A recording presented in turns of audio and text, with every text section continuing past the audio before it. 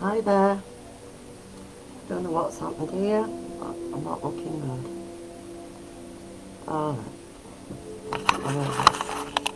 There we go. That's a bit better. Sorry about that. Gremlins. It's Wednesday. It's Audrey. It's Gremlin Day. Welcome to my little chat today. And what I'm intending to do is, because of some of the questions that I've had recently, they really do warrant a bit more of an in-depth explanation or discussion. So what I'm doing is I'm going to take some of them week by week by week and give you it from my viewpoint. Now what I must always say to everybody is, you have your own opinions and I'm not here to change those.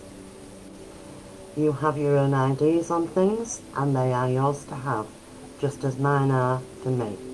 So when I talk to you about anything, I'm talking to you about it from my experience, from my standpoint, from my viewpoint, and from my experience with that particular subject. And most mediums throughout their working life will continue to gather information, to look at how we work and how we change as we work.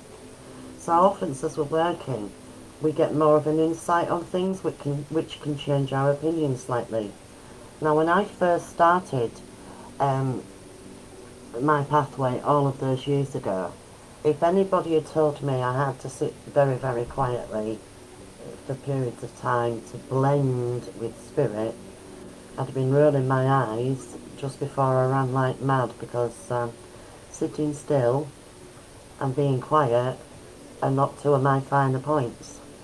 However, if we want to create a good connection with our guides, if we want to create good connections with our own psychic energy, then we have to come to terms with the fact that we need to be able to sit in that stillness. Now, when we say sit in stillness, we mean just that. We need to be able to blend our energy with that of spirit, which is another intelligence. Spirit are intelligent. Our guides are intelligent. And so we have to create this space in which we can blend. Let me put it to you like this. Sitting in the power is much like finding a new best friend. You know, that one person that you could talk to for hours, that you could agree to disagree with, and that you could sit silently with, saying absolutely nothing, because you are so comfortable in each other's energy. You don't have to make idle chatter. You don't have to force anything. It just happens. It becomes this living, malleable energy between the two of you. It's a bit like that when you're sitting in the power to blend with spirit. Now what we need to do is we need to create balance and harmony within ourselves. And we need to be able to still our minds from the idle chatter. So it's not a meditation. It's not a visualization. Because those things have other input to them. So when people say to you, oh, I sit for spirit every day, and then you say to them, well, you know, you sit and let me have a look. You know, if you're in a workshop or at a seminar, this is what we would do. We'd say, okay, sit how you normally sit, and let's have a look. And they're all over the place. They might have their eyes closed and they might look quite calm, but their eyelids are fluttering, so you know they're looking around like that, and all this stuff. And they'll come back and they'll say, oh, I went here and I went there and I did this and I saw that and oh, and I picked that flower and I watched that bird and I listened to that. That is not sitting in the power. That's having a really lovely relaxation, creative visualization or meditation, whichever you want to call it. But that is not sitting for spirit. It's not sitting in the power. That is having a totally different experience. So to sit in the power, we need to find that comfortable place. You need a comfortable seat, not laid down, because if you lay down and you get that relaxed, you're probably going to go to sleep. But you need to position your body so that it is comfortably seated. You need both feet on the ground, and as you've heard me say before, you don't get blocked energy from crossing your legs, but you might get thrombosis, so let's not promote that idea. So let's have our feet firmly planted, a little bit apart, and you're creating your centre of gravity. In doing that, you're creating a balance within your body.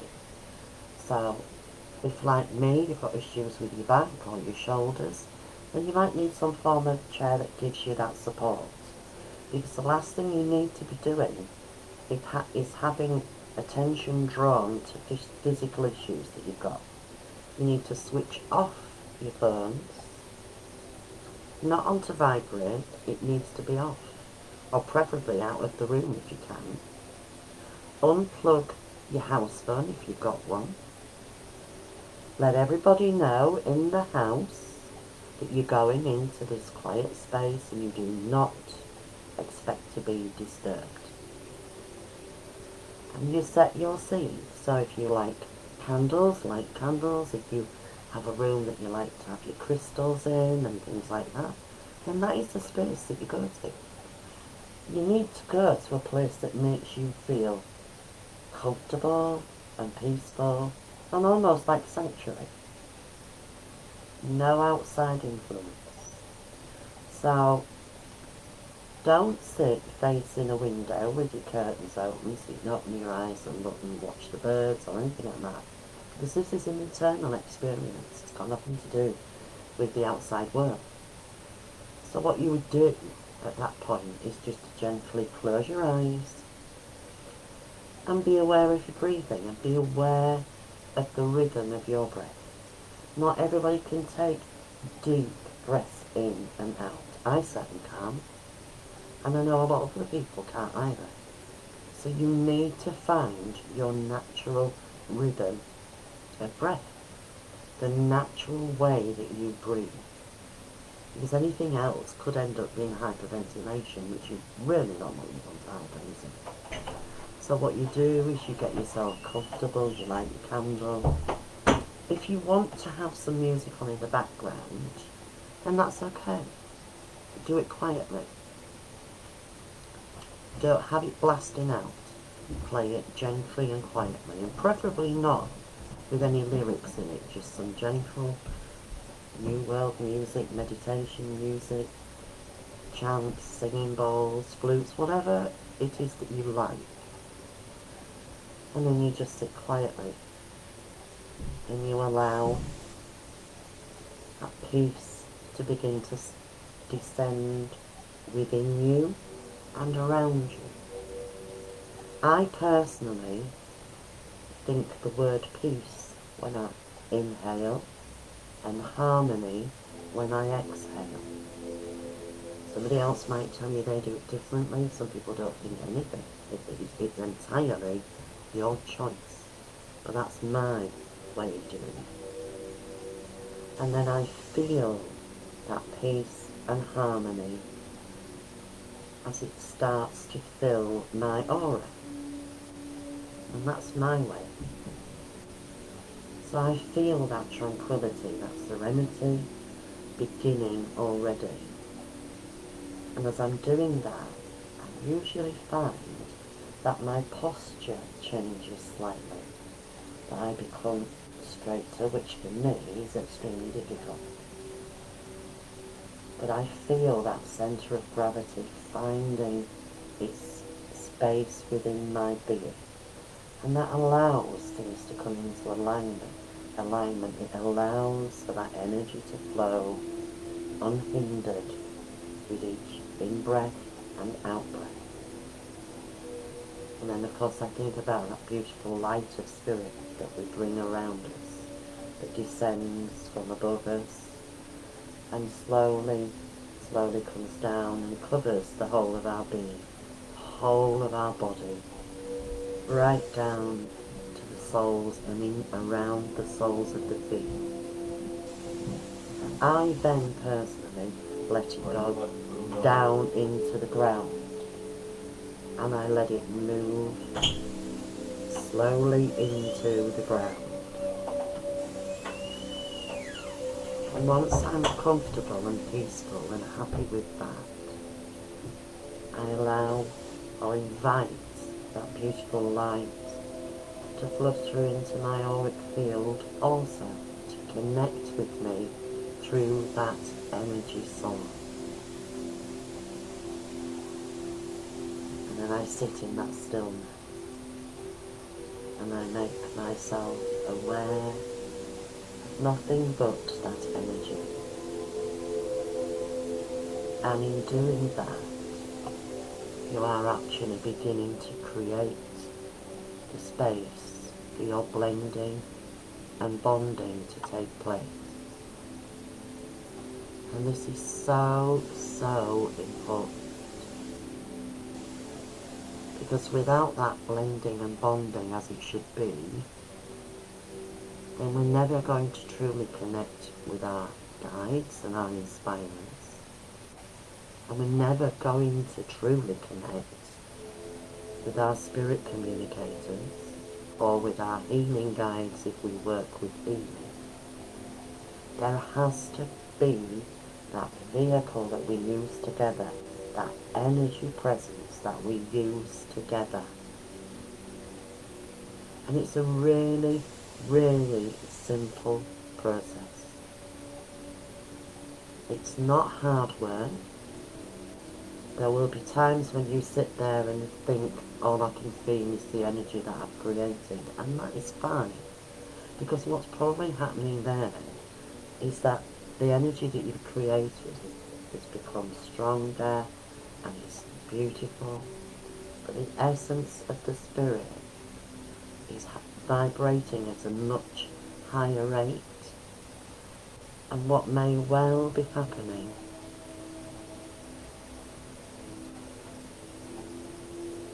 could be that you're not quite recognizing it. Not that it's not there, but that you're not recognizing it. So don't give up hope and heart the first time you try it and it didn't work. Don't be like me, roll your eyes and say, oh, I'm not doing that again because it's useless. Because it's not useless. 30 odd years later, I can tell you it is not useless. If in this experience you start to let your mind come into play and start to question, are you there? Is there anybody there? Is that me feeling that, or are you really there? If you start doing that, you have negated your process, because you've done what I spoke about at the very beginning. And you are not centered and you are not blending. You're going into that brain thing. You're interfering in the process.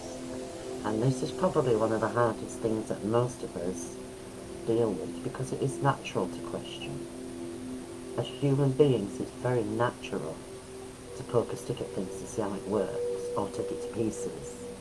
Well, in this case, if we take it to pieces, we'll have a lot of pieces left that don't go back in when we think we should. So bear that in mind. You know, you're not mending grandma's old clock here. You're looking after the energy between the two of you. You are blending with an intelligent soul who is here to help you be the best that you can be. Because I can tell you now, Spirit wants us to be the best that we're able to be. They encourage that. Of course they do. Because we are the vehicle that reaches out to the loved ones still here. You know, you wouldn't drive an old banger of a car if you've got a really fancy, flash car with all the bells and whistles, would you? No, of course you wouldn't. You're going to go for the bells and whistles, and if you want the bells and whistles, then we do have to have some discipline within what we're doing, and we do have to have this ability to train our minds to accept that this is what it is. And we do it over, and we do it over, and we do it over again. Every day, really, would be good if you've got time. And you don't have to do it for hours at a time. Most people, when you first start, if you've done 10 minutes, you've done well. You're not expected to sit there for 2 hours and do that. It is part and parcel of the training and the work that you need to do on your own, with yourself. I say on your own, I mean for you, just you. Nobody else can do it for you. It's great if you do it in your circle or in your groups. But what you need to remember is, if you are going to do this on your own, as a beginner, I wouldn't recommend it. And the reason for that is because you're not sure what you should be expecting, because you're not sure of what's going on. You can question, you can doubt, you can put things where they aren't, you can ignore things where they are. You need some guidance and some help. So I would suggest that you do it in your circles, in your little groups, in your meetings, and do it together. Because you will be surprised at the feeling that you get in your rooms when you do that. You will be surprised at not only the strength of it, but the intelligence that you feel within it, and the love that you feel within it, because it is unconditional love, and there's nothing feels better than that, I don't think. I really do. So let's recap. You find a place that is still and not going to be interrupted. Unlike me, who, even though I'm working, I'm a nurse, can still say what's for tea on. So, but that's okay. I'll murder him later. Again. You find that quiet space. If you're in a circle, then there is that dedicated space. And if you're lucky, somebody has a circle room that is only used for the work of spirit and isn't done in their living room. And that makes that energy even more special, because what it does is it becomes part of the fabric of the room. There is something about a circle room that is different to the rest of your house. And then you just allow this blending of energy to take place. Now if you're a healer and you're doing it, what it will do for you as you continue is, one, it will let your healing guide you even closer, and two, it will help you be more aware of where on the body the issues may be, so that you will intuitively and naturally, with your guide, go to those areas, or you will concentrate on those areas. As a medium, what it will do is it will strengthen your communication skills on whatever level they will be. And personally, what it will do is it will make you more confident in who you are. It will make the outside world, or it will let you be less affected by the outside world, because you will remember that stillness and that moment when nothing outside of what is going on here really matters. And you will remember that feeling, and it will help you get through your day at times. And when normally you might be about to give somebody a piece of your mind, you might think, do you know what, I'm not doing that. I'm not going into that energy. I don't need it. And it will just gradually, those things will happen. You'll just become less affected by what other people are doing. But the key is that if you want to work with spirit, if you truly want to be the best that you can be, then it is important that you learn how you need to sit with the spirit. And it is such a simple thing to do. It's such an amazing result throughout your working life. So I hope you've enjoyed listening. I hope that you'll visit us again next week when you're here. Well, watch us again, should I say. And I'm just going to mention this because it's been on my mind a bit. I'm sure that you know that we have other people that go live. There are 4 of us that do it on a regular basis. We also have, or 5 should I say, because I've forgotten to Johanna because she's on a Saturday and I don't think it's Saturdays is working. There are a lot of us here who are amazing workers for spirit. And we are available. You can find us on Resonant Essentials website. We're there, so if you need anybody to do a session, a healing, a therapy, a reading, or whatever, or tutoring, whatever it may be, we are here. You just have to contact us. So thank you for listening, and I hope to see you again next week. Bye bye for now.